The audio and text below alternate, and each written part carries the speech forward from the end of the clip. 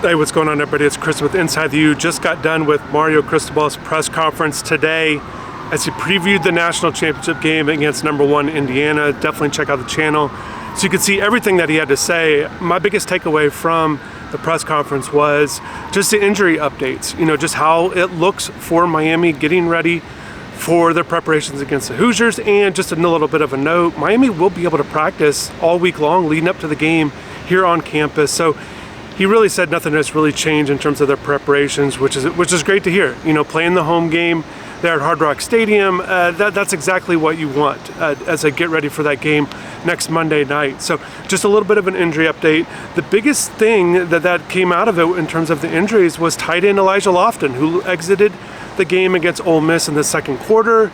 And Mario said, frankly, look, his status is in question. And to me, based on that, based on what happened there in the game, it came right after that catch there, and then eventually he was carted off.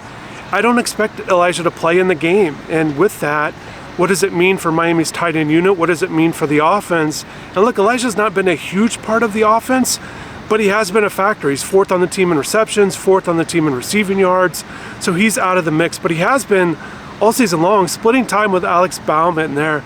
You know, in some games, Alex has gotten maybe 2/3 of the snaps, and sometimes Elijah's gotten 2/3. So it just depends kind of game to game who gets a majority of the snaps. But Alex is certainly going to be needed there in the passing game. And then who steps up in that role? Because I do think that they're going to go ahead and play two tight ends as they've been doing most of the year.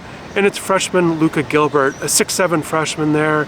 He has earned some playing time. He actually played 14 snaps in the game against Ole Miss, did not have a catch. And really, that's only the third time this season he has played that many snaps in a game.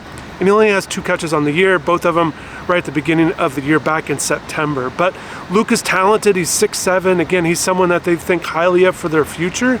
And he's going to be needed in this game, I believe. And you know, even though he didn't have a catch last game, just looking at the Pro Football Focus grades, he actually graded out pretty well in pass protection with a 75 grade there, and I think that's good, and that's what you need. It's not just about the receptions at the tight end position. There's so much that goes into it, and certainly Elijah would be missed if he doesn't play in the game. But again, it's not just the receiving stuff. You know, you got to be able to run block and pass block and all those things. And Luka is kind of a next man up, and really he's the only one up. You know, Jackson Carver's missed all year long. He has been at practice. And then Brock Schott, who recently hadn't played much this year, but recently transferred to Indiana, so he's no longer with the team. So that's really the main guys. It could also go with Owen Ruskovich, former walk-on there. But I really think it's just going to be about Alex and Luka and how they do it in this game. Now, in regards to the other injuries to kind of pay attention to, you know, kind of all eyes on cornerback Damari Brown. He has not played in the playoffs. He's missed all 3 of those games. He did practice last week. I saw him out here at practice. He did travel with the team. And coach has said he's day-to-day in terms of his availability. You know, just with Damari, I just think back to last year. You know, he dealt with an injury, came back late in the year, and it just didn't go well. So I just wonder if that's part of, you know, his mindset too. But it was good to see him. He's not in the boot anymore, and he is able to be at practice. And certainly he knows, you know, everyone knows this is the final game. So if he's able to give them something, that would be an added boost. But certainly, you know, you've got to play well. It's not just about being out there. They've got other cornerbacks they can go to. And I think O.J. Frederick, coach said, you know, he's good to go. So that's good news to hear. And you know, they've got their other corners as well as they kind of work through this rotation. But certainly as many guys as possible. You know, the defensive line, kind of just sticking with the defense here. Ahmad Moten, coach feels like he's doing okay and doing well. Same way with Akeem Mesidor. So that's good news on their fronts. Certainly those 2 guys are big factors. You know, watching Akeem celebrate with the fans while holding his injured elbow last game was fun. He certainly was hurt, but not hurt enough to be happy and celebrate with the fans. So that was good to see. Again, I expect both of those guys to play in the game, and they've got to be big factors. No, and with this game, a lot is going to be made, has been made of Fernando Mendoza, the ties to Miami, Columbus. He has said that his house is less than a mile here from campus, grew up going to games, and certainly his father, the connection with playing with Cristobal in high school, and everything that Mendoza's been able to do, win the Heisman, and you know, certainly with what they've been able to do on offense has been impressive. The rushing totals are really high in some of these games. But you know, I asked Coach Cristobal what he thinks about the Indiana defense, the challenge in facing those guys. And I think that'll be big. And certainly Miami's going to try to impose their will up front with the size advantage with their offensive line, as they've done throughout the year. But here's what Coach Cristobal had to say when I asked him about Indiana and the challenges they face Miami defensively. They're the best overall team and best defense we have faced. I know that their rankings and anything statistically important are between 1 and 5.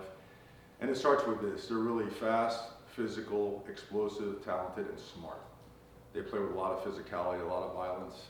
They understand their scheme top to bottom.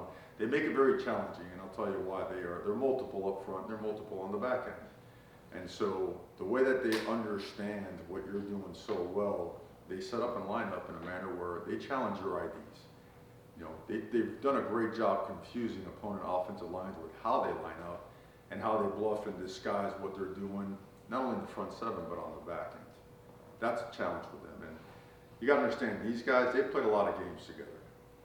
A lot of these guys came over from JMU. They went deep into the playoffs, right, a year ago. They've been in this system and have played a lot of ball together. And therefore, that's why you see the instantaneous reactions, right? The physicality, the way that the closing speed that they have on a down after down basis. And on top of all that, and I think it's really worth pointing out from a technique and fundamental standpoint, that's what really stands out to me. And that's going to wrap everything up for me. As I said at the beginning, Miami will practice on campus this week. Indiana's going to get to South Florida on Friday. Both teams will have their media days and an open practice on Saturday. And then on Sunday, it's a final press conference with the head coaches ahead of that game on Monday. Just a little bit of housekeeping, but no accessibility, no availability leading up to the game. But stay tuned to the channel. I already have plenty of interviews lined up. Looking forward to discussing this game as well as other topics regarding the Hurricanes. But definitely want to thank everybody for watching this video. Definitely subscribe to the channel so you don't miss out on any more content leading up to this huge game. Definitely let me know what you think, what you want to hear about, what you're curious about, what you're thinking about with this game moving ahead. But have a good rest of the day. Thanks for watching and take care.